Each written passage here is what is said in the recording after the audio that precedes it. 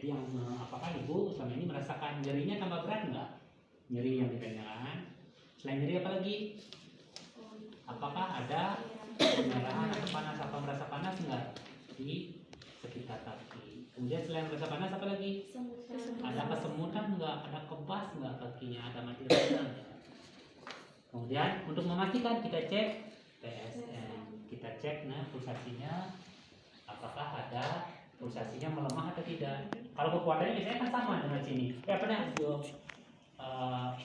Jumlahnya, heart rate-nya sama. Yang dilihat adalah kelemahannya, lemah apa enggak dia. Kalau misalnya ada kelemahan, untuk memastikan ada kelemahan atau tidak, ini kita dada, kita bandingkan antara kiri dan kanan, mana lebih kuat. Kalau memang lemah dia berarti kemungkinan ada. Selain dia pulsasinya, kita cek motorik dan sensoriknya. Jadi kita motoriknya ini bisa digerakkan enggak? Kemudian sensoriknya kita rapat. Ini terasa enggak? Atau bisa di area sininya kita lakukan. Ada terasa apa tidak? Kalau misalnya pasiennya ada indikasi mengarah ke tanda-tanda kompartemen sindrom, yang harus dilakukan adalah membebaskan area yang tertekan. Jadi harus dilonggarkan. Kalau tidak ada tanda-tanda seperti itu, jadi kita lakukan pembukaan. Ya, jadi yang dilakukan ya tergantung misalnya. Kalau traksi seperti ini, kalau dia tidak ada luka sih jarang dilakukan perawatan. Paling dia penilaian seperti itu. Ya, jarang dibuka lagi, kecuali ada luka baru dilakukan perawatan setiap hari. Jarang dilakukan. Tetapi kalau misalnya sakit, biasanya kalau ada luka baru dilakukan perawatan. Tetapi kalau yang seperti ini ada luka juga, karena ini kan penekanannya lebih minimal ya. Kalau traksi seperti ini minimal kan, karena di sini kan tidak ada yang keras nih, cuman dikasih tester untuk nempel dia. Yang lebih keras itu adalah pada gip biasanya. Gip itu kan yang menekan keluarnya yang lebih banyak. Berarti yang seperti ini dilakukan perawatan tanda-tanda kompartemen ini biasanya lebih minimal. Kalau ada tanda luka-luka di sini, jadi dilakukan perawatan luka seperti biasa.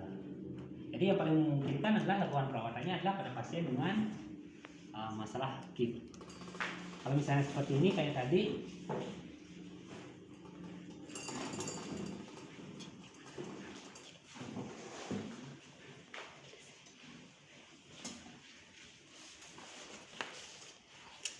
jadi kan untuk anamnesisnya sama kurang lebih mirip seperti tadi. Kita tanyakan tanda-tanda kompartemen, tanda-tandanya seperti apa, keluhannya seperti apa, tujuannya seperti apa. Habis itu baru kita lihat sekarang. Kita pantau kalau misalnya pasien tadi kita tanyakan tentang nyeri, tidak ada berubah kan? Atau kita tanyakan ada kemerahan atau kebas, tidak ada misalnya. Kemudian kita periksa PSM paralisis dan parestesianya misalnya tidak ada, kemudian kita cek pulsasinya masih bagus, motorik sensoriknya tidak bagus. Kita buka untuk memastikan misalnya di sini ada masalah. Kita buka apakah ada mengarah ke tanda-tanda kompartemen yang terjadi kebiruan atau kemerahan atau kebiruan.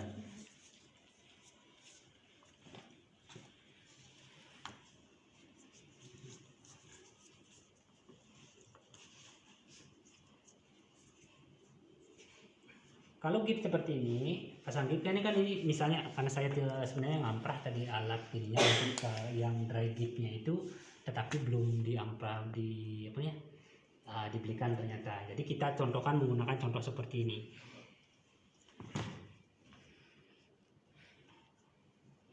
Jadi kita buka dulu. Kalau yang seperti ini kan misalnya kalau ada masalah seperti ini kan tidak boleh dibuka seluruhnya nih. Karena kalau dibuka seluruhnya ini kan akan lepas ya. Maka tergantung lukanya. Kalau dia lukanya ada di sini separuh, kalau di sini sama di sini separuh-separuh. Di sini dulu selesaikan, baru di sini tutup ya sebagian. Tapi kalau misalnya satu sisi, yang ini dibiarkan sebagai pemegang dia. Ya.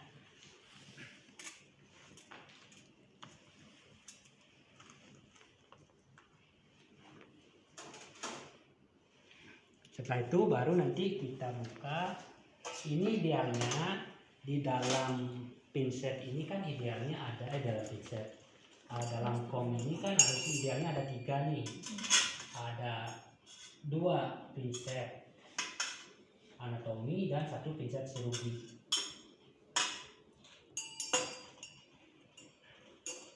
Ini ambil, habis itu kita biasanya kadang-kadang kan ada kertas alkohol nih, kita buka.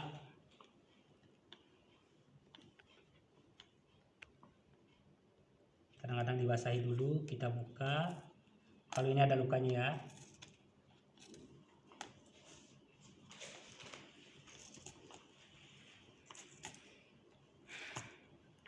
Ini harusnya isi gini nih kayaknya.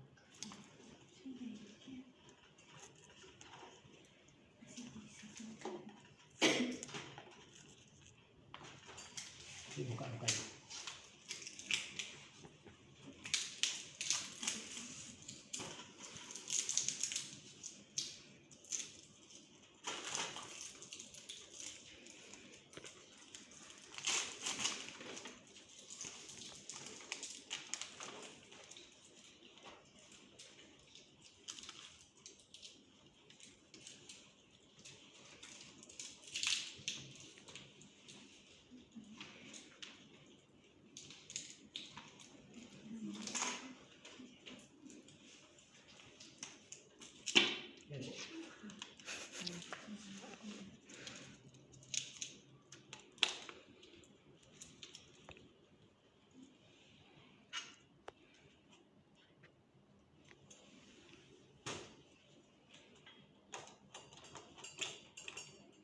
Ini bukan, ini tentang bukan yang itu aja apa ya?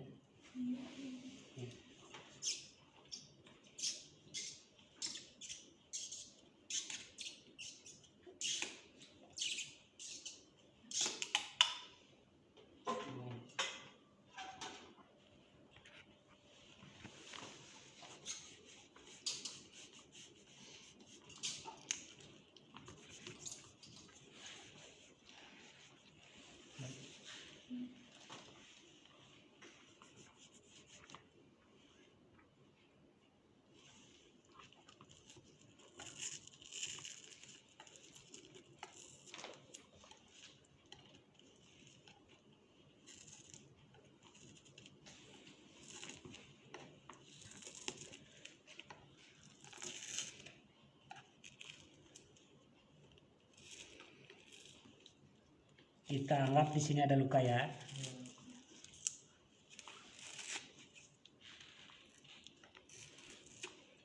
Misalnya sini ada luka, kita pantau sekarang ada masalah atau tidak. Nah, kemudian ini idealnya ini kan karena sini sudah on, ini harusnya ada 1 pinset lagi, ini masuk ke sana. Kemudian ini kita buka. Tuh. Kemudian ini kan kita mau ini sekarang. Kita lihat tanda-tandanya sekarang. Yang kayak tadi kan pengkajian yang pertama sudah terkait anamnese. Kita lihat kondisinya sekarang, apakah ada mengarah ke kondisi yang tambahan yang tadi. Misalnya kondisinya kemerahan, kondisi lukanya terdapat nekrosis segala macam. Nah, baru nanti setelah itu kita lakukan perawatan. Selanjutnya, nah ini kita siapkan lebih lanjut. Ini kan pas kondisi kebuka cairannya ini belum dibuka, ini diisi semuanya cairannya.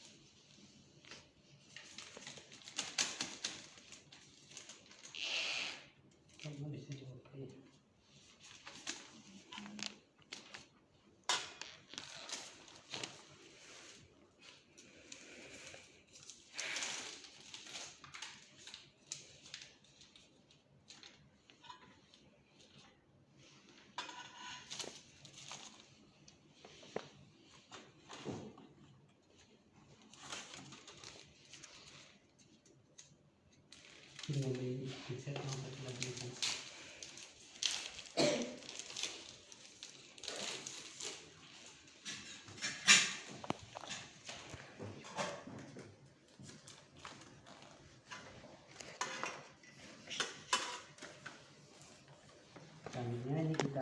apa namanya, ini kan sudah siap-siap, baru kita pakai handphone yang steril. Kita pakai disk yang steril ya.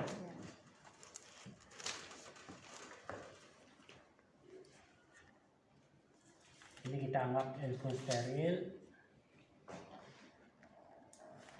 Yang pertama pakai handphone steril juga. Enggak, yang pertama pakai handphone bersih. Kemudian ini kan ada pinset sirugi sama anatomi. Yang biasanya yang sirugi ini dimasukkan berapa tergantung kebutuhan. Kalau misalnya perlu 2 aja cukup, tergantung berapa besarnya luka kan, kita sesuaikan dengan kebutuhan. Nah, ini kan megangnya nanti untuk dirawat luka saya sesuaikan ya. Biasanya seperti ini, kita peras sesuai dengan kebutuhan. Ini kan area steril sebenarnya, ini steril, kita taruh di sini boleh, di sini boleh. Ini yang sirugi yang megang seperti ini, yang anatomi yang pakai meres seperti ini. Ini ujung-ujungnya diambil.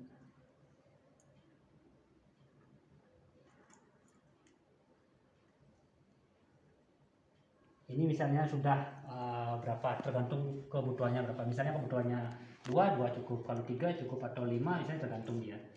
Habis itu ini kan kita akan megang satu ke pasien akan menjadi on, satu yang tetap steril. Jadi kita harus menggunakan satu. Jadi kalau misalnya seperti ini yang pertama masih boleh ngambil seperti ini. Masih boleh. Jadi misalnya kayak ini lukanya. Set. Kemudian satu lagi set gitu. Ya, 2. Kemudian ini karena dia sudah nyentuh luka, ini nggak boleh ngambil sini lagi. Yang ngambil itu adalah yang satu lagi. Yang sini ini kan bukan karena bukan kidal, ini dipindahkan ke sini. Nah, itu ini lagi, kemudian seperti itu. Kalau misalnya apa namanya terlalu basah, ini kan harus dikeringkan. Nah, kemudian ini dikeringkan. Habis itu baru ditutup.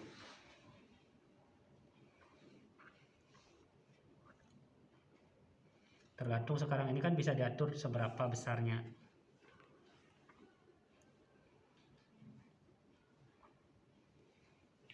Nah, jadi tergantung besar lukanya misalnya. Kalau ini udah selesai, sebenarnya berarti ini kan lukanya udah tertutup nih.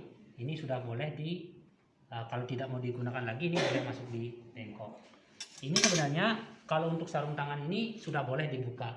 Tapi kalau misalnya masih bisa juga ini digunakan untuk memasang plester. Ininya mana ya? Di papik tadi mana ya? Itu.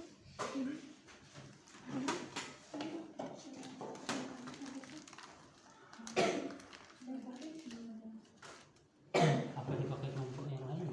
Tadi masih ada.